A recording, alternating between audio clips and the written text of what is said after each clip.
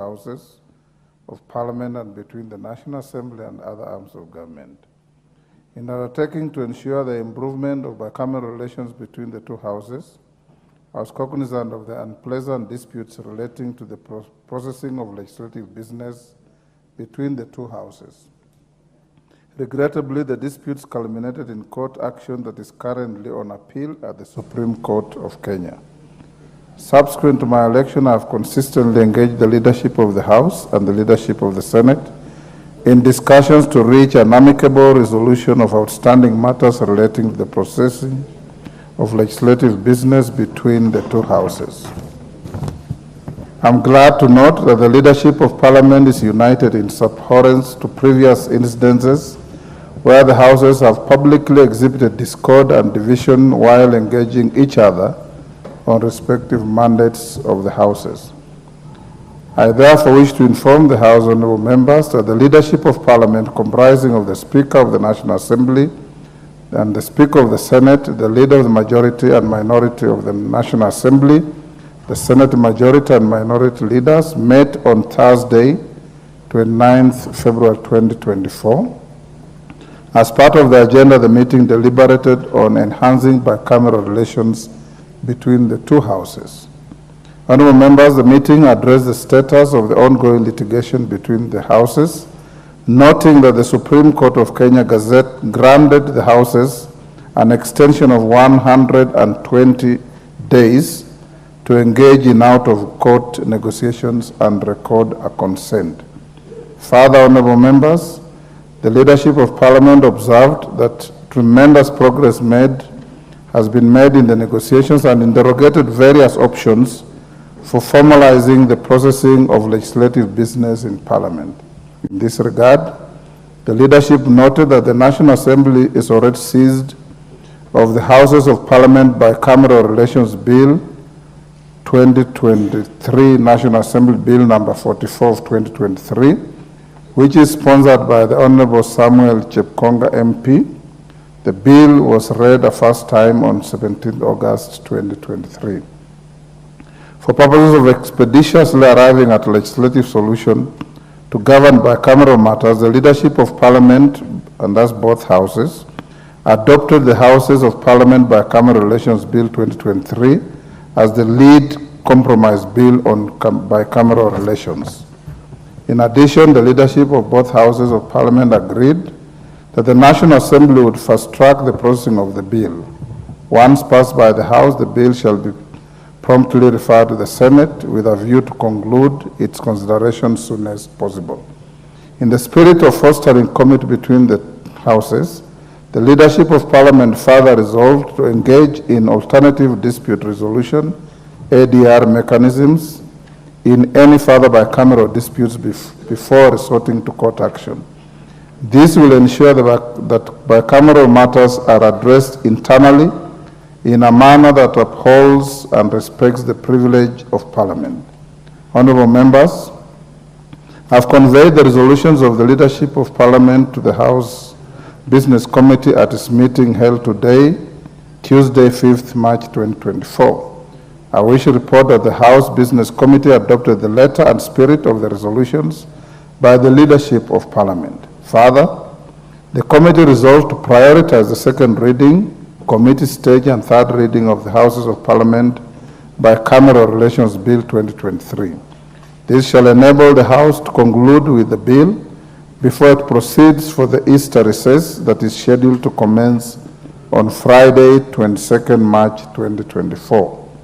Honourable members, the meeting of the leadership of Parliament and its resolutions reflect the shared commitment of the two houses to the seamless processing of legislative business. Both my counterpart Speaker and I have accorded key priority to the amicable resolution of disputes between the houses.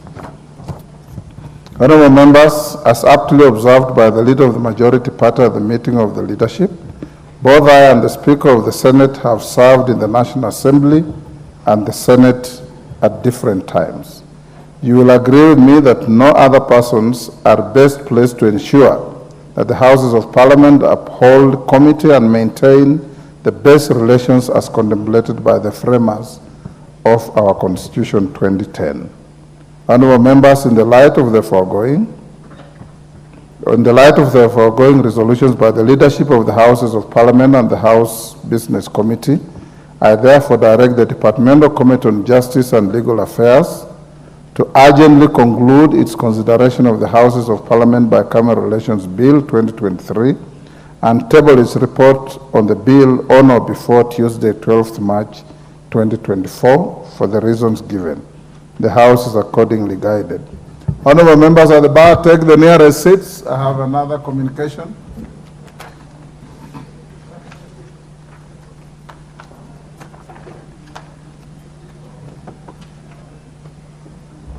Dindi Nyoro, what is the nearest seat to you?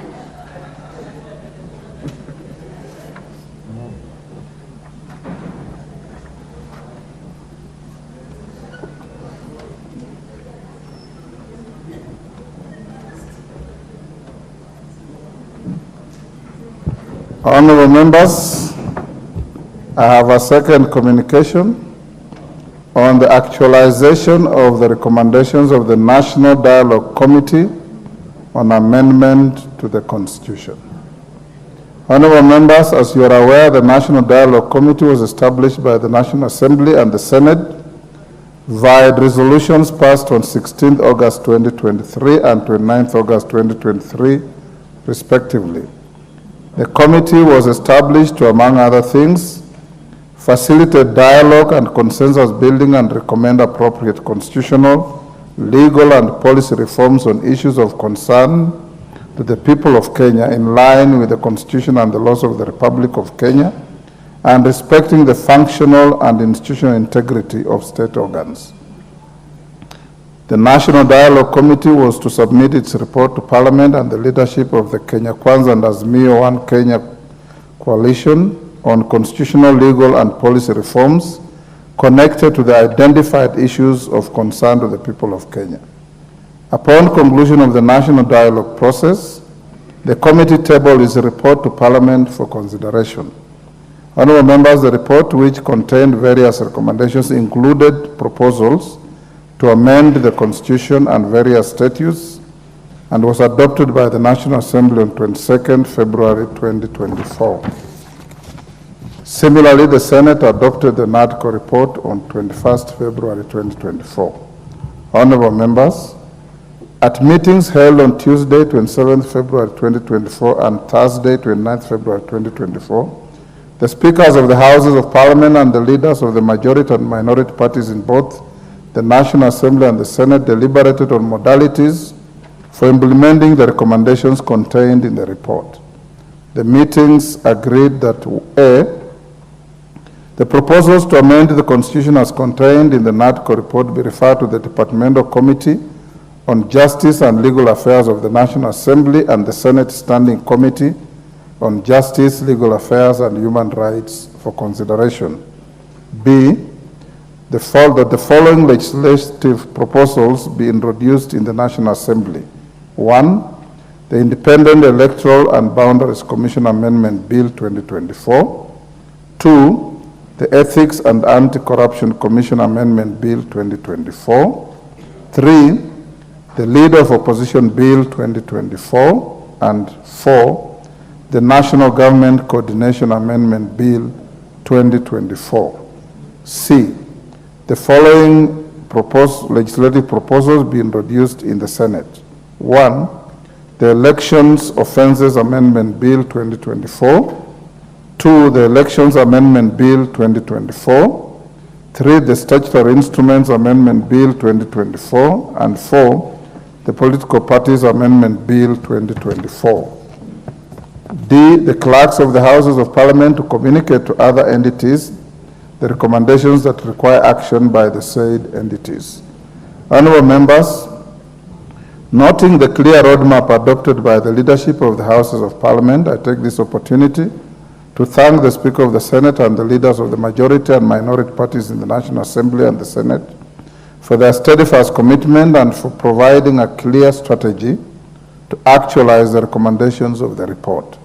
Having said that, honorable members, it is noted that Article 256 of the Constitution requires that any proposed amendments to the Constitution shall be considered by both Houses of Parliament. In this regard, and following consultations with the Speaker of the Senate, leadership of the Houses of Parliament, the proposals to amend the Constitution and to various statutes as contained in the report of the National Dialogue Committee now stand referred to the Departmental Committee on Justice and Legal Affairs.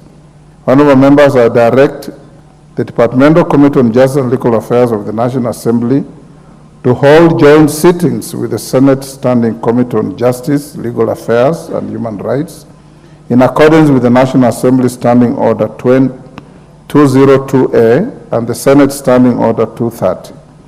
The two committees are required to expeditiously consider the proposals to amend the Constitution and recommend to the Houses the manner of actualizing the recommendations of the National Dialogue Committee. Honorable members, it is further noted that the proposals to amend the Constitution may necessitate further amendments to or enactment of new statutes. In this regard, any proposed amendments to new statutes that are consequential to the proposals to amend the Constitution shall also stand referred to the two committees. Honorable members, the need to ensure that due process in the enactment of legislation as provided in the law and the standing orders of both Houses of Parliament cannot be gainsaid. The two committees are therefore directed to ensure strict adherence to due process in considering the proposed amendments during the joint sittings. Finally, this matter being one of immense importance and public interest, the committees are directed to undertake the assignment expeditiously and submit a report to the House within 45 days from today. I thank you.